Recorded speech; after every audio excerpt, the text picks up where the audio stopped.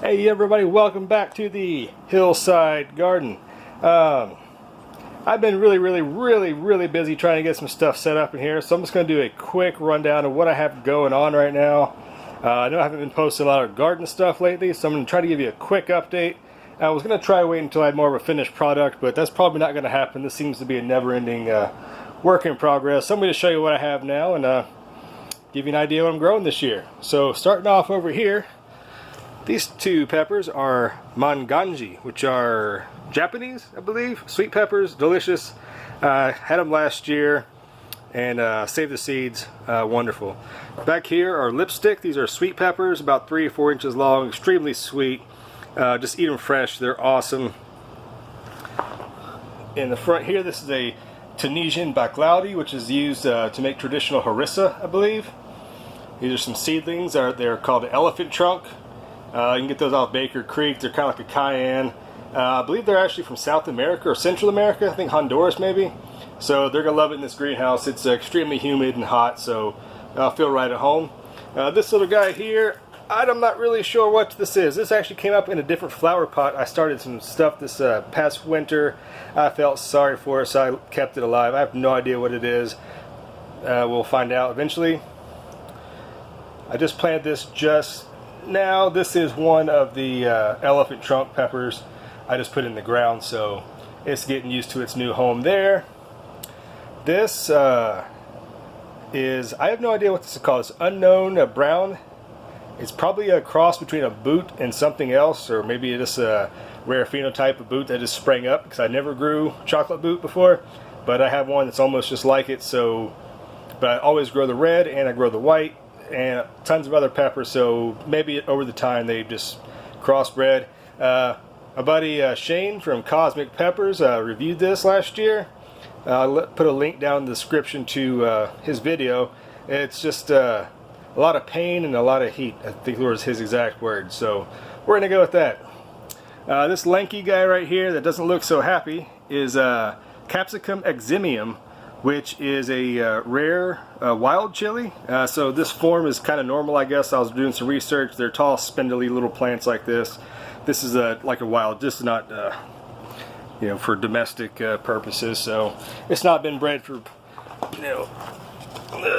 this one is just a standard red boot jolokia. Sorry about moving the camera around. Yeah, ever since I put this in the ground, this has pretty much doubled in size in the last 2 weeks. So it's April 29th. Yeah, so technically our last freeze is supposed to be the last week of April about this time. These guys have been in the ground for several weeks already. Loving the greenhouse. Can't say enough. If you haven't had one before, this is definitely going to change your gardening experience. This is a white boot jolokia. Something's chewing on the leaves there. Probably some slugs. I'll have to get in there and see what's happening to that. But the new growth seems to be doing just fine, so hopefully that's just an old injury and it's going to grow through that. I do love the white boots as far as flavor over the red, and I think the plants actually look a little cool, a little more bushier and sturdier in my opinion than the red boot jolokias.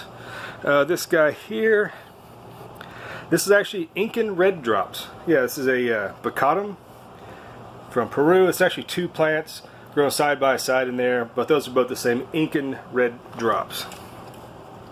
And this right here is another Inca red drops. So there's a total of 3 planted right here. Get this out of the way. This is actually Tulsi or holy basil. You've heard me mention this before, how it was a rescue plant. Now it's going to flower.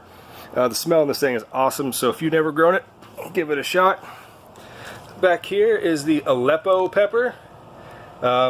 Yep, so I'm going to try that one out. I tried it last year. Got it as a gift. One of the pods, tried it out, loved it, so I saved the seeds. This is the Rooster Spur, mildly hot, I want to say Thai, similar to like a Thai pepper. These are, oh yeah, these are the brown, like the hot boot cross down there. This overcrowded into a cup. I need to separate this out, but I spent so much time dividing and separating and planting and transplanting and watering that I just lose track of things. So this one kind of got missed, and I'm going to have to just probably take care of that first thing tomorrow as soon as I get off work. In the back here is my second year cross of a Thai pepper and a Serrano pepper. Pretty much medium heat. It's got a kind of a papery thin skin, but it's juicy and sweet on the inside. So it's a rare combination. But I've dried these things out and make awesome powders. And right in the back there, which I completely forgot about, that's a dahlia. As I mentioned before, this greenhouse is put on top of my existing garden. Kind of shifted out a little bit, so I believe that dahlia was actually growing in the actual flower bed outside of my previous garden. So now I set the greenhouse on top. I didn't even realize this was down there. However, dahlias are awesome. One of my favorite flowers. They attract tons and tons and tons of bees. So especially in the summertime, get some pollinators in here. Never a bad thing. These two buckets right here, that's just lipstick and manganji. Need to put those out. So that's doing fine. Here's the tray here with some boot jalokias and red solo cups there. Some of them already starting to flower. Those definitely are getting root bound, need some place to go. But I can't quite put these outside yet because we'll probably have another week to 2 weeks where we could get a late frost or some cold spell. So they're going to have to stay in here until I have a guarantee that it's going to stay warm outside. And they're going to go into the ground at my Hillside pepper patch, which I made a video on that. Check that one out. It's going to be outdoors at my grandparents' house, kind of a semi-wooded area to see how peppers do. Here's some tomatoes. This is the purple Cherokee. All these were grown from seed. This is the black Krim tomato. This is a cherry, just red cherry tomato. This thing is humongous. I started it way too early inside this spring, or excuse me, I guess early winter. And it already has little baby tomatoes on it right there. So that's pretty awesome. Like I said, it's not even May yet, and I already have tomatoes have flowers on them. Peppers have flowers. It's insane. And this one here in the corner is the Boxcar Willie. This is the last year I'm going to try to grow this. I've done it twice before. Once the pepper plant, I said a pepper plant, tomato plant. It got a blight really bad and died. Never got the first one off of it. The second year I grew Boxcar Willie, I got 3 tomatoes off of it, and they weren't the best flavor. So I think it might have been a site location. It was in kind of a bad spot. So it's going to get the benefit of the best soil, the best sunlight, tons of water. It's going to be good. If it turns out to fizzle out this year, well, I guess I'll have to retire this one and move on, count your losses. Because sometimes, just depending where you're at, your microclimate, your sunlight, your soil type, sometimes things just don't grow well. So you have to realize that they're not always going to be winners. Move on. There's plenty of other tomatoes to try. These are just some more seedlings. I think these are the Aleppo peppers. These are some Jimmy Nardello peppers, some rooster spurs that I got burned up with the, they got way too hot in here and burned them out a little bit. So leaves kind of came off, but they're coming back. So it's kind of a little rescue operation. Here's a Boxcar Willie in a individual pot here. I'm actually taking that to my grandmother's house. So hopefully it works out for her because it's not working out for me so far. This is the capsicum, I want to say silatum. Yeah, capsicum silatum. You can't really read that. Another wild, rare chili. So that's cool. Check out the leaves on it, right? So the leaves, totally different than any other kind of pepper leaves you might have seen.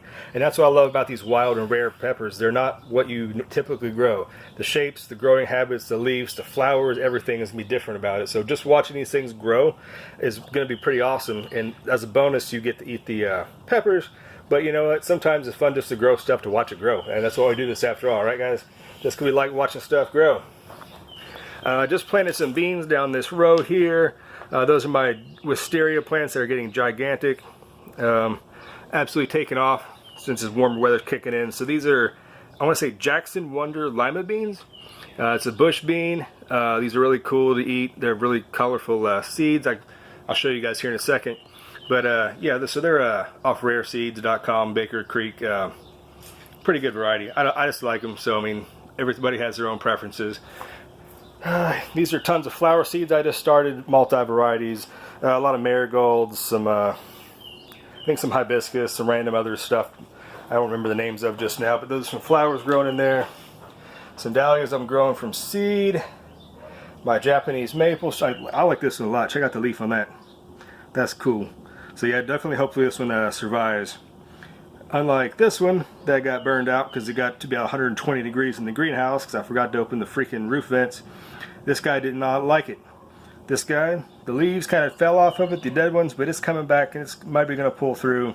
And I have done a much better job of ventilating this greenhouse because that first day I did not realize it was only about 70 degrees outside and it was about 120 degrees in here. It was insane. The position my greenhouse faces due south, gets blasted with hot sun all day long, so Yeah, it's a great location for a garden, not a great location for a sauna, especially if you're a plant. I'm going to show you this last right here. These are the Jackson Wonder lima beans. You can kind of see the coloring on those right there. Yeah, so I'm going to grow those just for the collection to build my seed stock up, because that's the last I have of those. And also, I'm going to, I'm a big proponent of no-till or low-till at the very least. So let these beans grow. They're going to add nitrogen to the soil. Cut them off at soil level. Do not pull up the roots. And hopefully by the time fall comes around, these beans are done and pulled up. I'll be able to plant a fall crop that needs a lot of nitrogen, like lettuces, cabbage, spinach, something like that. I haven't really decided.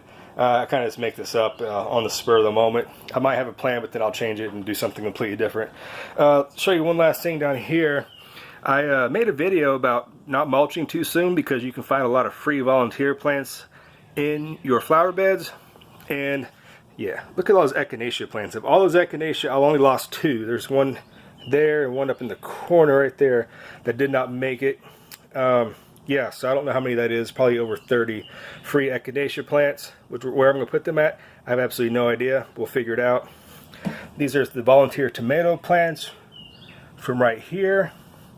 And interesting thing, I believe these volunteers are the same thing that the big cherry tomato over here was. So it's going to be interesting to see how they grow and how long it really takes them to catch up. Just kind of a side-by-side comparison of, you know, how beneficial it can be to save your volunteer plants in the spring, or is it just a waste of time? Does it make a big difference? I mean, who knows? These are the touch-me-nots, or balsam camellia flowers, which are still popping up everywhere in my garden ever since, even after I've mulched, they keep coming up. So if you plant these once, you'll have them forever. Even if you try to mulch over them and pull them out, it doesn't matter. They find a way to come back. Well, there you go, guys. That's a look at my one last thing. You can see these, just some banana and hot wax peppers. Nothing special, just a general run-of-the-mill variety you've all tried, seen, and grown before, I'm sure. So there you go, guys. It's a nice nice warm evening here on the hillside, about 80 degrees. It's humid as crap inside this greenhouse. See right here, we're rocking about 65% humidity. This thermometer part's broken on it, but it's 81 degrees according to my phone. So yeah, last time. I'm actually leaving this time. Thanks for watching. Hope you enjoyed it. If you have any questions, leave one in the comments. Anything else you want to see or have any follow-up on, just let me know. There you go, guys. Hillside Gardener signing out. We'll see you next time. Happy growing. Have a nice spring. And I'll show you some more stuff next time. Whenever I get a little bit more organized, because like I said, I'm going crazy on this nonstop every single day. Transplanting, watering, fertilizing, whatever. I'll stop rambling on, guys. See you next time. Bye.